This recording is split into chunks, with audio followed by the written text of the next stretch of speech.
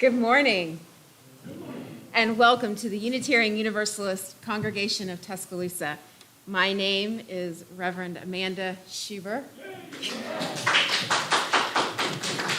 For those of you who don't know, I was ordained last weekend and now can officially carry the title of Reverend, so it's kind of a big deal because that's the first time I've introduced myself publicly in that way. I am your part-time contract minister through mid-July, and it's my honor to welcome you to this community of love, connection, and service. If you are our guest today, I would extend a special welcome. We are so glad that you are here, and we invite you to please join us after the service for coffee, conversation, and a potluck. Have no fear, if you didn't bring a dish, there's always enough to share. And do not fret, we are the fishes and loaves here. And we are happy to welcome you to our table. And I hear there's cake. Well, I don't just hear, I brought it in the same car with me, so I know there's cake. So welcome, welcome, welcome to this space.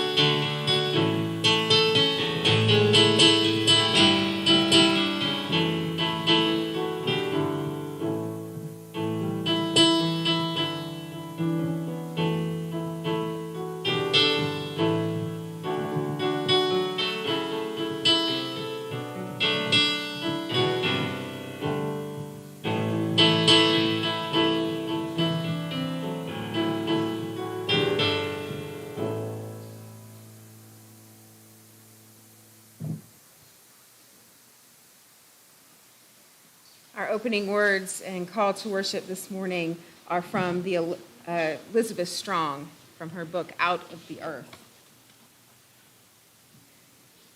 Rise light, rise life, rise spring. May we join with the miracle that this is springtime and to enter into life with lightness and joy. Out of the Spirit rises faith, rises hope, and rises love. May we join with the miracle that is Easter time and enter into life with hope and love. Let us resurrect with spring, let us resurrect with the Spirit, and enter into renewed life as we gather into our time of worship together on this Easter morning. Our chalice lighting comes from Dillman Baker Sorellis. For holy days on which we recall the old stories, we light this flame. For Passover, which reminds us of the courage and strength of those seeking freedom in the past, we light this flame. For Easter, which reminds us that love is our greatest challenge, we light this flame. For gathering together today in this sacred space, we light this flame. For the opportunity to be together as a community, to remember the past, to plan for our future, and to be alive in our present, we light this flame.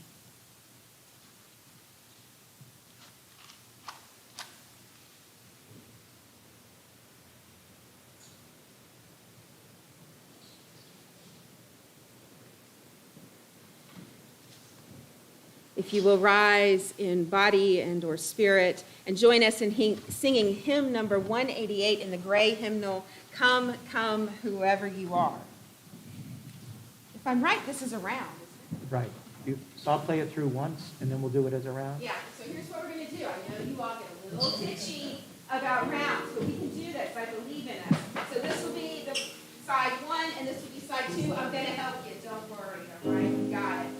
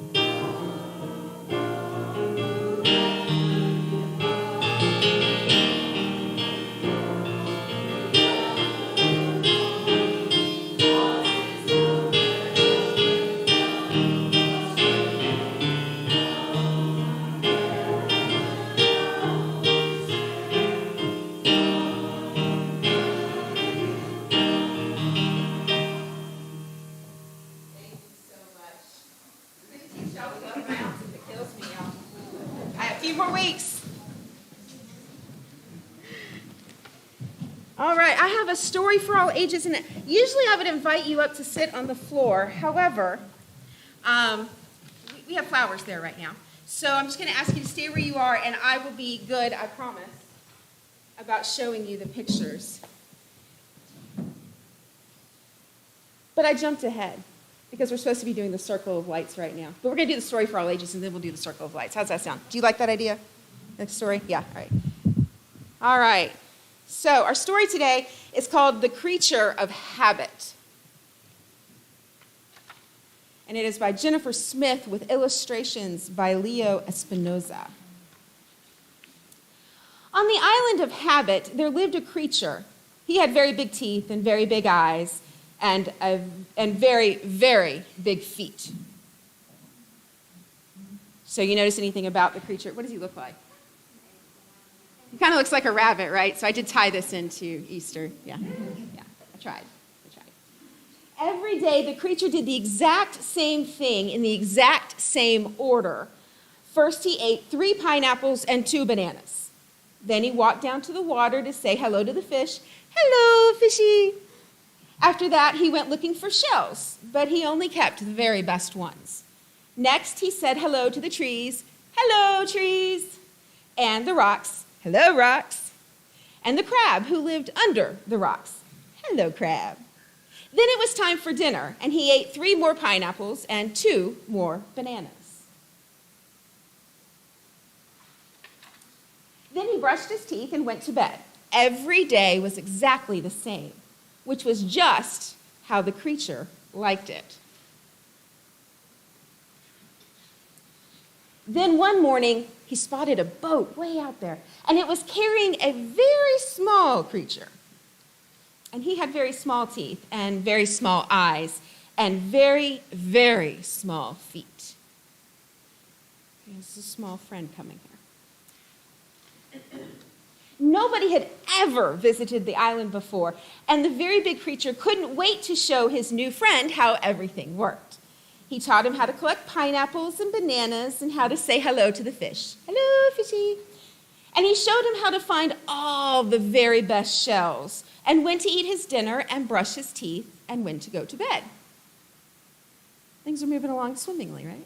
They're going on. All right. The next morning, the very big creature woke up excited to do it all over again.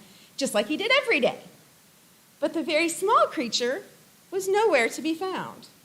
When he finally appeared, he was excited to start the day too, only instead of eating 3 pineapples and 2 bananas, he ate a single coconut. Uh-oh. Do you think there's going to be problems here? I think there might be some problems here. And instead of saying hello to the fish, he went for a swim with them.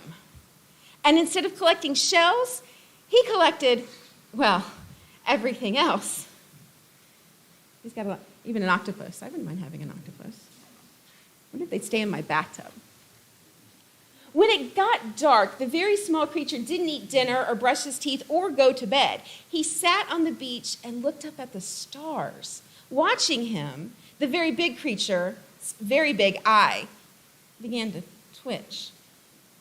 This wasn't how things were done on this island of habit. There was supposed to be a schedule, a routine, and an order to things.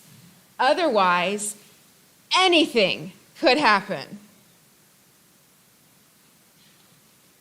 For the next week, the very big creature kept an eye on the very small creature. Some days, the very small creature made sandcastles after breakfast, and some days he stood on his head before dinner.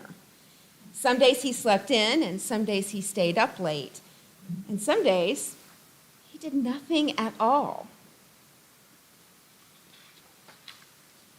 It was absolute madness. He looks very upset. Very, very upset. Then one morning, as the very big creature was eating his breakfast, the very small creature offered him an orange. The very big creature looked at it carefully. It was smaller than a pineapple and rounder than a banana. It was something he had never tried before. And it was pretty good, but not as good as a pineapple. Afterward, he noticed the very small creature saying hello to the clouds. The very big creature had said hello to a lot of things, the trees and the rocks and the crab who lived under the rocks, but never the clouds. He thought about giving it a try, but he didn't want to miss his appointment with the fish. Later, the very small creature found some treasures on the beach, and even though he was meant to be looking for shells, the very big creature was secretly happy when he found treasure too. We don't have Patty Lightfoot today, but Patty, if you're watching online, there's a heart rock. So our Miss Patty, she loves finding hearts everywhere. The day was almost done. It was time to eat dinner and brush their teeth and go to bed. But the very small creature had other plans. The very big creature watched him go, thinking about all the unusual things that had happened that day. The orange and the clouds and the treasure on the beach. Lots of new stuff. The very big creature sat down, and then he stood up again. His heart was beating very fast, very, very fast. And finally, he decided to follow the small creature. He left his pineapple behind. This is big stuff. Big stuff, he's going to leave his pineapple behind. The very big creature had never been out at this hour before. Everything looked different. The sky was full of color, and the sun, as round as an orange, was disappearing into the water. He knew this wasn't where he was supposed to be right now, but as the world turned from pink to orange to purple all around him, he wondered if maybe, just maybe, it actually was. Later, they would eat dinner and brush their teeth and go to bed. And tomorrow, there would be some time to stick to the schedule, if they wanted to. After all, anything could happen. But for now, the sky was beginning to perform yet another magic trick. Together, they sat and watched it change. Hello, stars. Hello, stars. The end.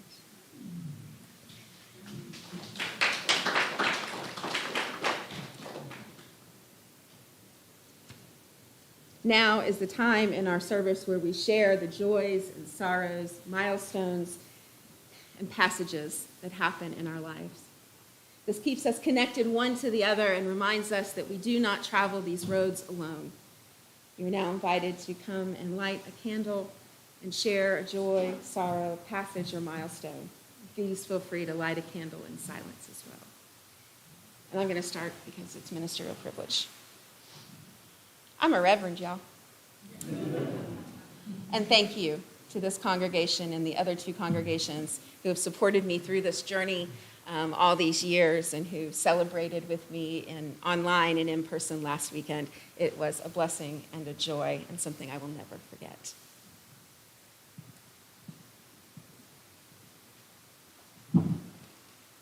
I'm Karen Tenbarge, and I'm lighting this candle. This is my first time back since we've opened up, and I'm delighted to be here. And I told some friends of mine I'd light a candle for them because they haven't made it back yet, but hopefully it's just a matter of time.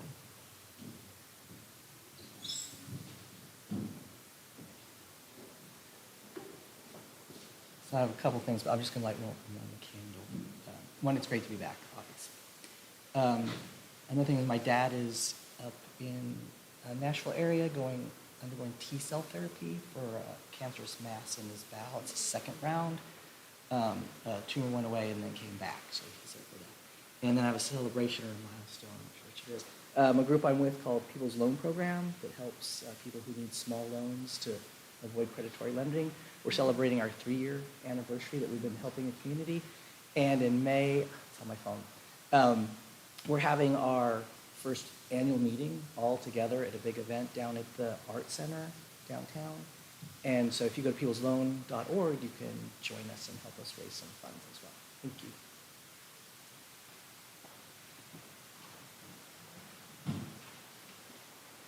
I'm Susan McKee and president of the UUCT, and I have a joy and, of course, a sorrow with Ukraine.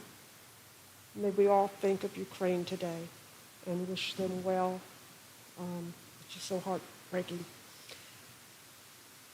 And the joy is seeing everybody here and all our new visitors. I welcome people coming back for the first time. It's just great to see everybody. What a beautiful community. Thank you for serving and loving each other.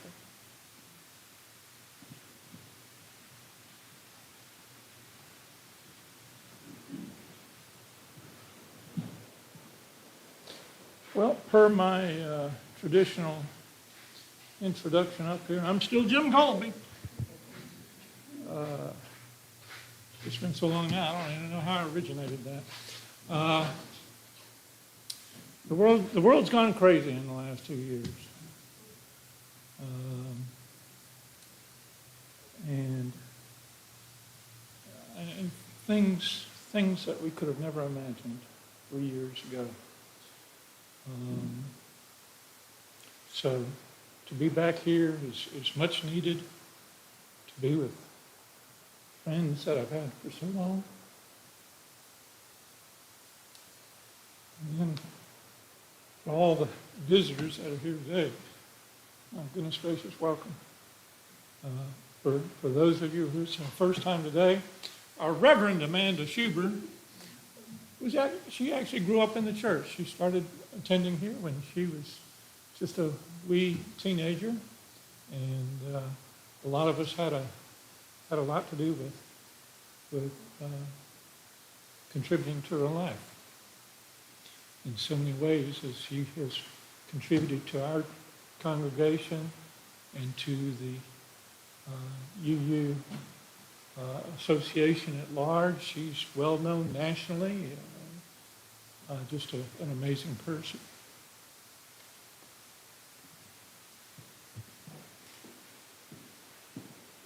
Hello, my name is Joseph Wright.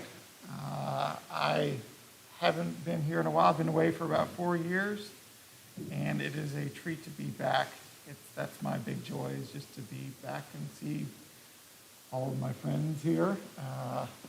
I have been able to go to the UU congregations, a couple of them up in Western Massachusetts, in Northampton and Amherst, but it wasn't like being here, and so it's a treat to be back with all of y'all. Another child of our congregation. Yeah. I grew up in the church just like her as well. So when I was probably about 10 years old, started coming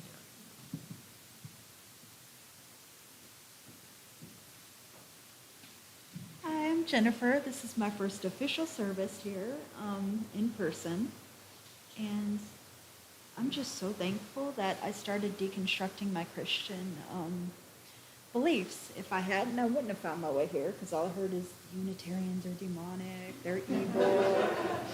So I can actually be myself here. I can ask my questions here. It is a safe place. So thank you.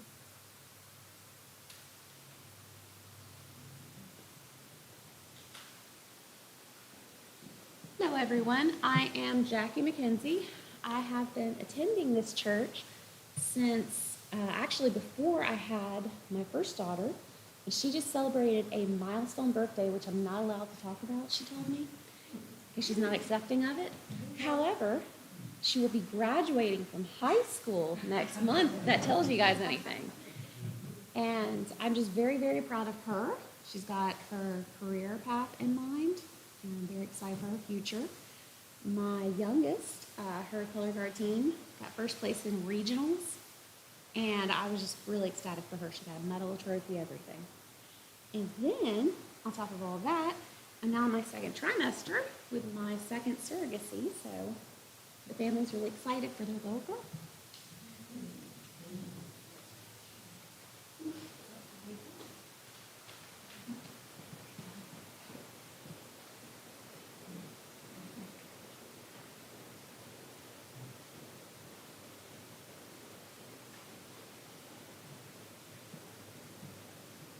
Hi. We're the Sandells. This is our first day. This is Audrey, and she wanted to come up and light a candle. What do you want to say? Okay. Did you want to say something? Okay, what do you want to say? I'm thankful that God died for us, and I'm glad that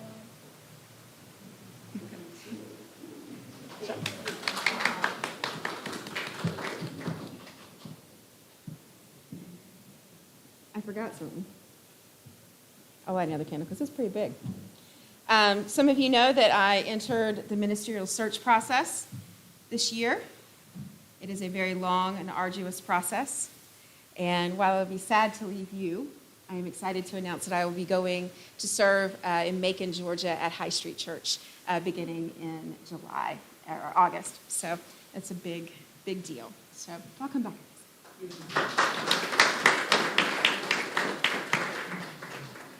And we light one final candle for all the joys, sorrows, milestones, and passages that are in our hearts, but still too tender or unformed to express. I invite you into a moment of reflection and prayer. Gracious Spirit, Spirit of many names, we gather together today in this beautiful community, this community that has seen each other through the highs and the lows, turmoil and the traumas of the last 2 years. We know that there are people who are still not with us, but we carry them in our hearts. We hold them with us. We call them into this space. We send our blessings, our prayers, and our hopes out into the universe to the people of Ukraine, to people who are suffering, to the people who do not have homes or food or family to go home to on this Easter Sunday. May we be reminded that our values call on us to always reach out to the stranger, to be the friend and the companion on this journey. Amen. Blessed be, and I'll say.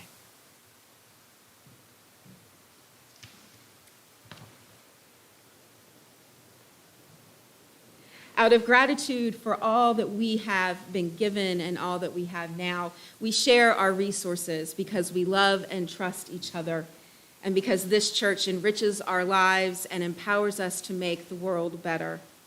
We rely upon each other, members and friends, and we appreciate the payments of pledges and the generous donations of support to the legacy, vision, and work of this community.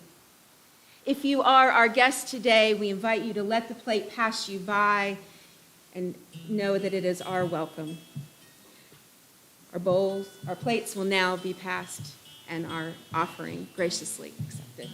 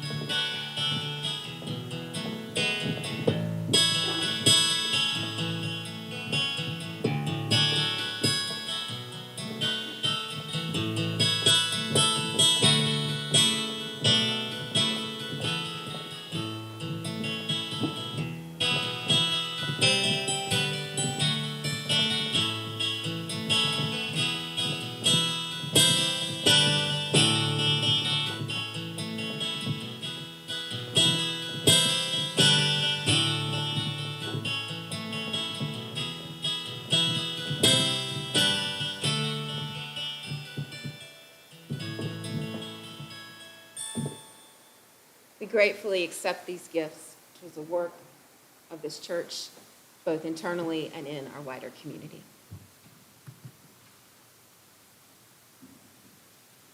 For those who don't know, the flowers over here that are sprouting are from our service 2 weeks ago, where we gathered our community together again for the first time. We are blooming, y'all.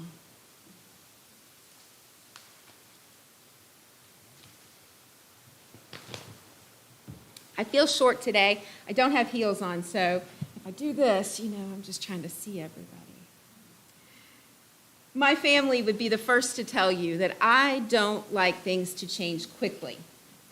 Now, not liking and not managing are two totally different things, because in a crisis, I'm the one you want. I will take charge and I will get things done. And some of you have seen me in action in crisis situations. But my ability to manage it does not mean for a second that I necessarily like change. I'm a creature of habit, and in some ways a perfectionist that can be held hostage by my inability to do something if I don't feel like I can do it perfectly. So it shouldn't have been a surprise that I arrived at the community center in Boston, in the neighborhood where I lived, tearful and anxious, because the 10 dozen hard-boiled eggs that I had carefully boiled and loaded into a neighbor kid's wagon for the 4-block journey had just felt the love, and by love, I mean the ravages, of a 50-pound standard poodle named Brutus. Brutus was a delightful creature who, through no real fault of his own, thought that my greeting as I walked by was an invitation to explore my cargo. And inadvertently, he managed to crack nearly every single egg. This was in 2005, what feels like a lifetime ago. And I had volunteered to run the egg dyeing table at a celebration held for the many Somali refugees from the neighborhood. Now, despite reassurances from the lead organizer that everything was okay, I fought back tears and my embarrassment because I was sure that I personally had ruined Easter for all of these children. But the kids, they would come up to the table and I'd show them how to place the egg on that little metal ladle thing, you know what I'm talking about, and dunk the egg into the dye. None of those children really spoke any English, so they didn't understand when I said I was sorry that it was cracked over and over again. They'd just smile and wave and trot off to the next table. My disappointment was mine alone. Now, towards the end of the day, one child, about 7 years old, came to the table with an adult woman, And we went through the ritual of choosing which color he would use. And when he finished up, I again repeated my apologies to him for the cracks in the egg. And he looked at the woman and he said something that I didn't understand. And she looked at me and she said, "Why are you sorry?" I was surprised that she understood what I had said. And so I just blurted out that I was sorry that the egg wasn't perfect and unblemished, that he deserved better than I had to offer. And then I felt bad about that. And that's when she took one of the dyed eggs and she started to peel away the cracked shell. And then she showed me the elaborate and stunning design of the egg, where the dye had leaked through all the cracks. "It's the cracks that let the color in," she said. "Only you know that the cracks weren't intended, but perhaps they were meant to be." Our theme for this month of April has been awakening, which I find fitting for the celebration of spring and Easter. Easter can be a complicated holiday for Unitarian Universalists. Despite our Judeo-Christian roots, most of us roll with the story right up until that resurrection bit. And I thought a lot about this year's sermon, and I toyed with the traditional story and lesson route, focusing on the rebirth of faith and renewal of life. But I kept thinking about those cracked eggs in Boston. What I learned that Easter Sunday was that things are perfectly imperfect, and that our expectations often get in the way of seeing that. So what do cracked eggs have to do with Easter this year, you might ask? Well, this year, we've come back together in person after what has been a long and tragic space apart. We have emerged from a tomb of sorts, rolled back the stone, and stepped out into a world where we are changed for better or worse. Changed as people, changed as a community. And we know that change is hard. We are experiencing our own sort of resurrection of sorts. But then there are those eggs, cracked with the force of life having pushed in on them. They're whole, but perhaps imperfect. They're only imperfect if all you want to see is what was. That is the nature of change sometimes. In our desperation to hold on to what we know, we focus on what is missing, what is different, what is lacking. My great-grandmother was 4 foot nothing, and the sweetest lady you ever could know. And I was fortunate to know her well into my teen years. And one time I looked at her and I told her that she was beautiful. She laughed and she said she was old and wrinkled. Her face was lined with the deep wrinkles that outlined her smile and her laugh like an exclamation point. For her, those wrinkles were imperfect. For me, having never known her without them, they were perfect because they were her. As this community continues to grow into who we are now after 2 years in the tomb, we must remember that while we are changed, while there are things and people missing, we are still whole, perhaps cracked. But then that's where the light, where the color, where the beauty, that's where it's let in to those dark spaces. When things change, our first instinct is to hold on to what we know, to set things right again, to push back and regain control. So I encourage you, the next time you find yourself anxious or fearful or sad for what has been lost, for all that has changed, I hope you'll think of a cracked egg and the beauty that it carries all on its own. I hope you remember that, like the egg, life and community tends to be perfectly imperfect. And so ends our message. Today we celebrate our annual flower communion, something that this congregation has. I tried to figure out how long it's been. I know it's been going on since I was a teenager, and that was a really, really long time ago. So it's been a minute that we've been doing this. And I want to give you a little bit of history about where the flower communion came from. It was created by Norbert Kapek, who founded the Unitarian Church in Czechoslovakia. He introduced this special service to that church on June 4th, 1923. And for some time, he felt that we had needed some symbolic ritual that would bind people more closely together. The format had to be one that would not alienate anyone who might have forsaken other religious traditions. The traditional Christian communion service with bread and wine just didn't work to the members of his congregation because they had some strong reactions to the faith they had come from. So he turned to the native beauty of the countryside for elements of the communion which would be genuine to them. This simple service was a result. It was such a success that it was held yearly before the summer recess of the church, because it's not uncommon for Unitarian Universalist churches to take the summer off. The flower communion was brought to the United States in 1940 and introduced to the members of our Cambridge, Massachusetts church by Dr. Kapek's wife, Maya. The Czech-born Maya had met Norbert in New York City while he was studying for his PhD, and it was at her urging that Norbert left the Baptist ministry and turned to Unitarianism. The Kapeks returned to Czechoslovakia in 1921 and established the dynamic liberal church in Prague. Maya was ordained herself in 1926. And it was during her tour of the United States that Maya introduced the flower communion, which had been developed in the Prague church, to the Cambridge. Unfortunately, Maya was unable to return to Prague due to the outbreak of World War II.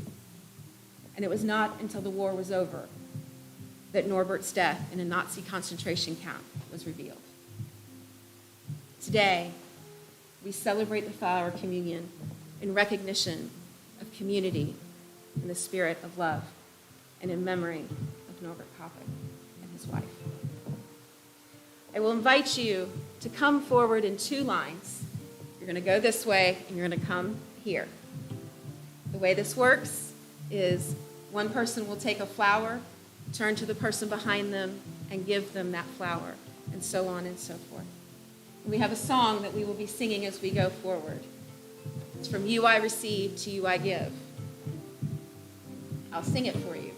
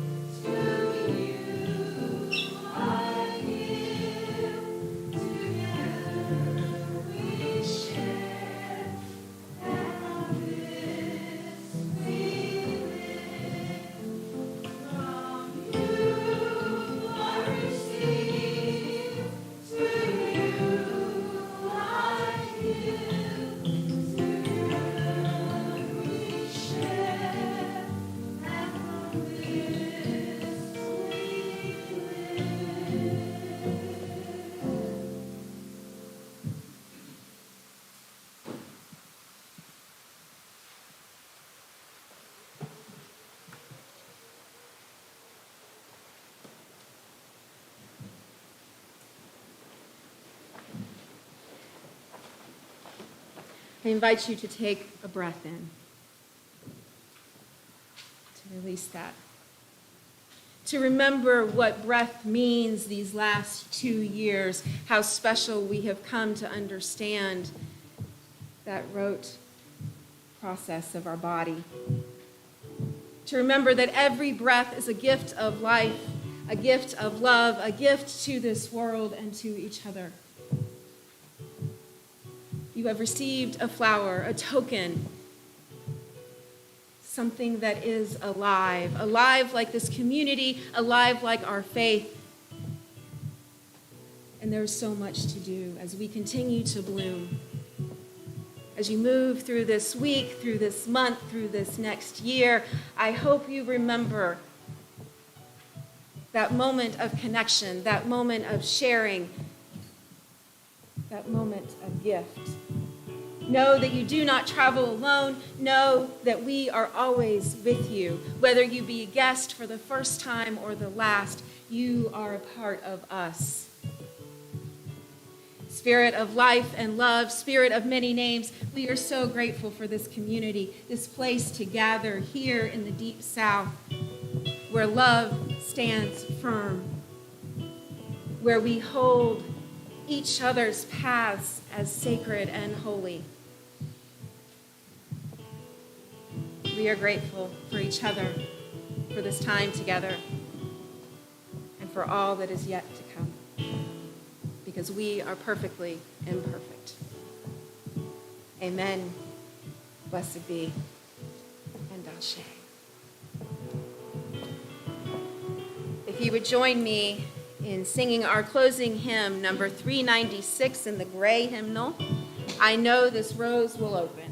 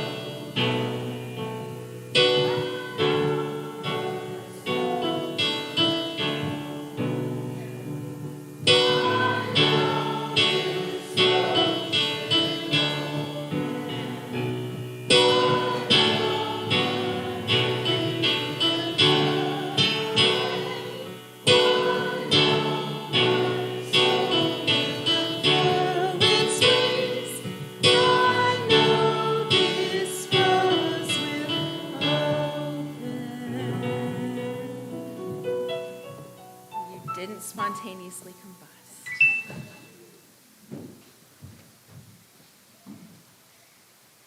We extinguish our chalice. I think there's sure, if not, I'll blow it out. We extinguish our chalice today with these words. As we extinguish this flame, let us remember this truth. We can hear it in the water, in the wood, and in the stone.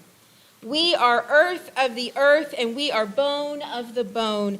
Take the light with you and share it across this earth. May it be so. I do have a few announcements today. Again, we are having an Easter egg hunt. Who's leading that off? Where do they need to be to not see where the Easter eggs are being hidden? Have they already been hidden?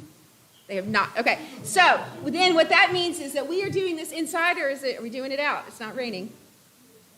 It's supposed to start raining again. All right, so probably inside. So we'll be in the back areas there. So what I need to make sure happens is all of my younger friends need to stay in here for just a little while. And then I need 3 volunteers that are not my younger friends. 1, 2, 1, 2, 3. Okay, to go with Evan and hide eggs. Go forthwith. So that is the Easter egg hunt. We will let the younger friends know when it's time. Also, we are having a potluck today. Woohoo! We haven't had a potluck in a while. So we will need to move chairs and bring tables out. So people will need to help with that and set the food out. We do this communally. It's a lot of fun. Also, before you go anywhere, we do contact tracing. Just in the event someone were to come down sick, we want to make sure that we are able to let people know. Also, this is to help us let you know what things are coming up, and if you want to get on our email newsletter or whatnot. So please sign in. Yes, no? Susan looks confused. Okay. I didn't know if it was me or not. So before anyone goes, please make sure that you write your name in and a phone number to help us out. We're not going to share this list with anybody. It is just for contract tracing purposes. It'll be out front. And apparently there's something I don't know about. Before we do the benediction, Susan has a presentation to make. And I also want to, she went through ordination last week, and the stole that she is wearing, I made her. And on the back of it is where you will be able to sign. So during the potluck, if you haven't already signed it, we'll have it up here with some pins for you to do that. Sit down, please. I am not sitting down. Okay. This congregation is giving you these, I will tell you, books. I love books. I know you do. Thank you. In honor of who you are and what you've given us, and also to wish you wisdom fall within these pages to lead your future congregations with love. Thank you so much. Thank you. Thank you.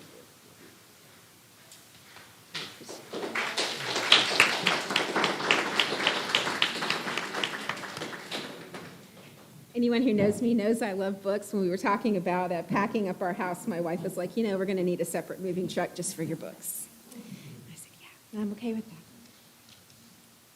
that. Where am I? Hold on one second.